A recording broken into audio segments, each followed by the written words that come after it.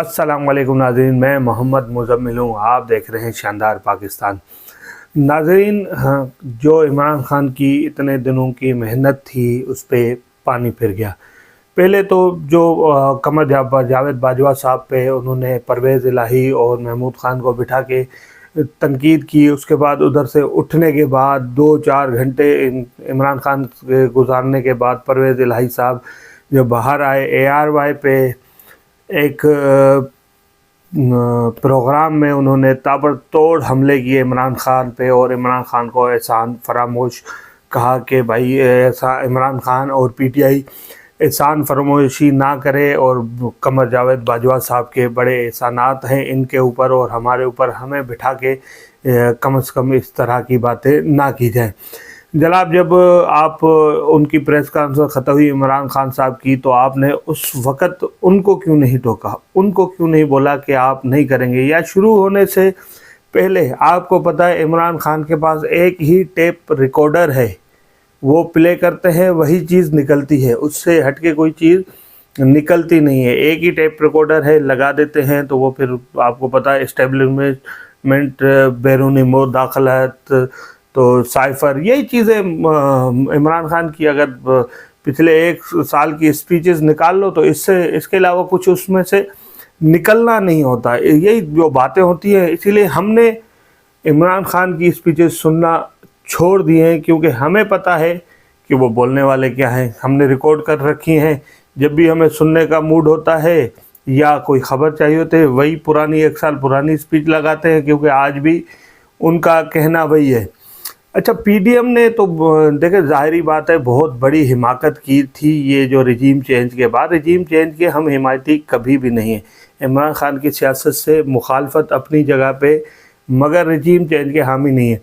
अगर इमरान खान की बड़ी बैड गवर्नेंस चल रही थी, वहाँ आवाम तंग आई हुई थी, महंगाई उस टाइम पे 12% थी, हम चीख रहे थे, चिल्ला रहे थे, मीडिया पूरी चीख रही थी, चिल्ला रही थी कि यार ये इतनी महंगाई इमरान खान ने कर दी। अब लोग तंग थे, 50 लाख घरों का वादा था वो भी पूरा नहीं कर पाए थे, और आगे भी चल के यकीनन जब 3.5 साल में वो पूरा नहीं हो पाया तो 1.5 साल में कौन सा इमरान खान ने जादू की छड़ी घुमा लेनी थी 50 लाख घरों के लिए, वो भी नहीं हो पाता। उसके ये काम करके PDM ने इमरान खान की सपोर्ट की है, इमरान खान को हौसला दिया है कि चल भाई, तेरे जितने भी 3 साल के किए कराए थे सब हमने समेट लिए और अब तेरे लिए अब रहा इस तरह हमवार हुई है कि इमरान खान का कोई भी कैंडिडेट किसी भी सीट से इलेक्शन लड़ता है बआसानी जीत जाता है, PDM का कोई भी नुमाइंदा, कोई भी कैंडिडेट इलेक्शन लड़ता है वो हार जाता है। ये इमरान खान की का फ़ायदा हुआ है। बहरहाल जो इलेक्शन का बयानिया है, ज़ाहिर बात है कोई बयानिया रखना पड़ेगा। इस वक्त इमरान खान भी इलेक्शन नहीं चाह रहे। देखिए, अगर आपने असेंबलियाँ तोड़नी थी उसी वक्त जब ऐलान किया था, आते 2-4 रोज़ में असेंबलियाँ तोड़ देते। 1 महीने का तवील अरसे पे आप रोज़ कह रहे हो, फिर प्रेस कर बोल रहे हो कि हम जुम्मे को तोड़ेंगे। क्या मकसद? आप PDM को या जो अपोजिशन लोग बैठे हुए हैं उनको बोल रहे हैं कि भाई तुम जमा कराओ यार, अदम एतमाद जमा कराओ। फिर आखिर अदम एतमाद जमा हो गया और अब असेंबली नहीं टूट सकती। यकीनन जो अपोजिशन है उनके पास नंबर पूरे नहीं हैं, तो ये अदम एतमाद मुझे नहीं लगता कि अपोजिशन जीतेगी, मगर 1 हफ़्ता 2 हफ़्ता और निकाल देंगे और खींच देंगे। एक उनके पास आईनी तरीका मौजूद था, अगर वो इस्तेमाल नहीं करते तो बाद में बातें बनती, क्यों नहीं किया, तो उन्होंने कर लिया। बहरहाल देखें, इस सारे चक्कर में पाकिस्तान का कोई नहीं सोच रहा। मैं अगर बात करूं इमरान खान की, नहीं सोच रहा। अगर हुकूमत में लोग PDM के जो जमातें मौजूद है नहीं है, आपको अगर इस रिजीम चेंज और इस चीज़ का जो सारे मामलात हुकूमत में हो रहे हैं, जो मुदाखलतें हो रही हैं, इनकी डिटेल चाहिए तो जियो न्यूज़ का एक प्रोग्राम है नया पाकिस्तान, रात को शो हुआ जिसमें मुस्तफ़ा नवाज़ खोखर साहब आए हुए थे। अब वो पहले पीपल्स पार्टी का हिस्सा हुआ करते थे और आपको पता है खुल के बोला करते थे ह्यूमन राइट्स के इश्यूज़ पे, जैसे आज़म सवाती हो या जिस तरह इनको شہباز گل صاحب ہو، ان کے معاملات پہ کھل کے بولے کہ یہ چیزیں نہیں ہونے، اس کے بعد مختلف بیان اس طرح کے دیتے رہے، تو پھر پارٹی نے ان سے استعفیٰ مانگ لیا، پہلے سینٹ سے پھر پارٹی سے، اب وہ باہر ہیں، اب وہ ہم کہہ سکتے ہیں کہ حقیقی نیوٹرل ہے۔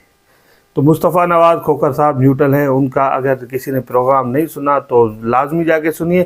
اور رہی بات کراچی کی سیاست میں بڑی تابڑ توڑ چینجنگ ہونے جا رہی ہے، کراچی کی سیاست میں ہلچل سی مچ گئی ہے جب ایم کیو ایم پاکستان کا ایک فلوپ جلسہ یا فلوپ ورکر کنونشن جو کہتے ہیں، وہ ایک تو برقعے والی مرد پکڑے جانا، بہت بڑا انکشاف، اس کے بعد اگر عوام کا نہ آنا، خالی کرسیاں، پھر اس کے بعد ایک سب سے بڑا آپ کو پتہ ہے اب ان چیزوں کو سمیٹنے کے لیے ایم کیو ایم پاکستان متحرک ہو گئی ہے۔ اب ایم کیو ایم پاکستان نے تمام مہاجر دھڑے یعنی کہ فاروق ستار، آفاق حسین اور پی ایس پی، ان سب کو ملا کے ایک الائنس بنانے جا رہے ہیں، ایک سمجھے دوسری پی ڈی ایم بننے جا رہی ہے سندھ کے اندر، ان سب مل کے جو پہلے 50 سے زیادہ ایم پی اے بن جاتے تھے، 25 سے زیادہ ایم این اے بن جاتے تھے، اب وہ چیز رہی نہیں ہے، تو اب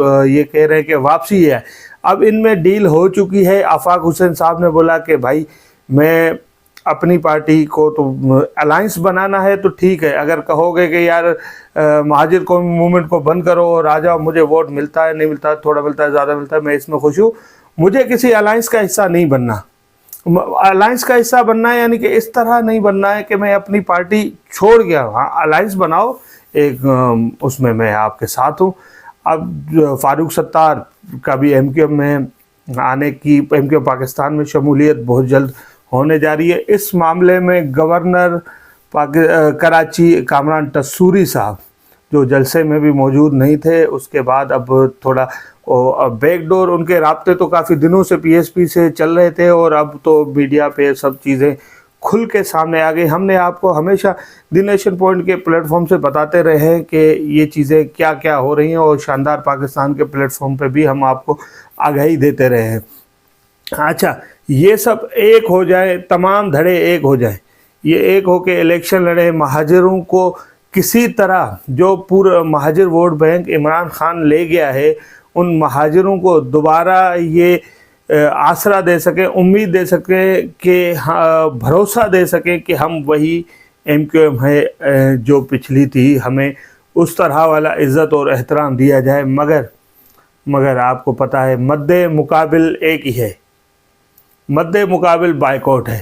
یہ سب ایک ہو جائیں، اگر بائیکاٹ آ گیا، بائیکاٹ کی کال آ گئی، اگر ایم کیو ایم لندن نے الیکشن، بلدیاتی الیکشن لڑا، تو ان کے سب کی کیا دھرایا گیا، پھر یہ صرف تالیاں بجاتے رہیں گے اور ایم کیو ایم لندن جو ہے بازی لے جائے گی۔ کیونکہ آج بھی اگر مہاجر کسی کو اپنا حقیقی رہنما سمجھتا ہے تو وہ بانی M Q M Altaf Hussain صاحب ہیں، کیونکہ الطاف حسین صاحب کی بڑی کڑی محنت ہے اس قوم کے لیے اور اس پارٹی کے لیے۔ اب ان لوگوں نے فراموش کر دیا، وہ الگ چیز ہے۔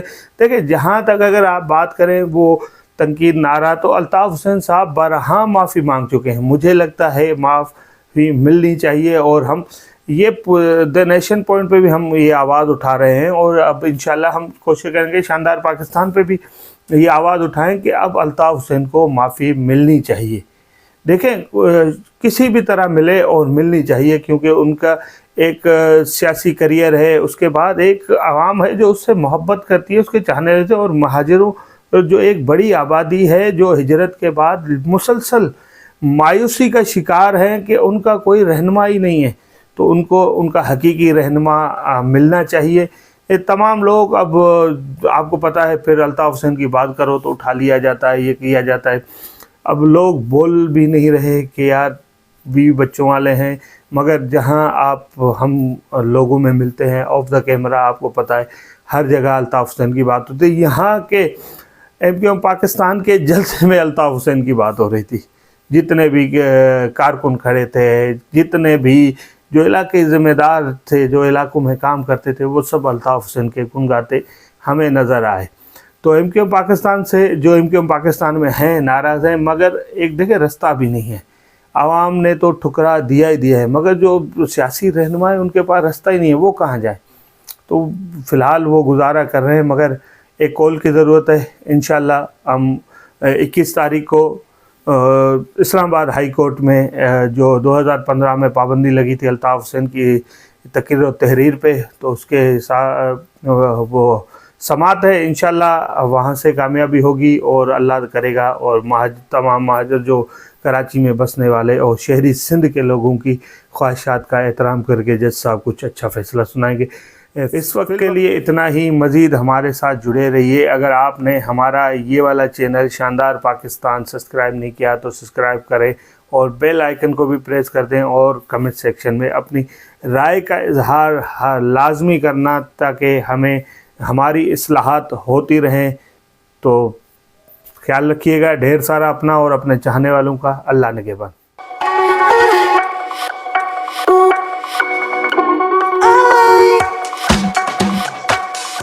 اگر آپ کو ہماری ویڈیو پسند آئے تو ہمارے چینل شاندار پاکستان کو سبسکرائب کرنا مت بھولیں. شکریہ.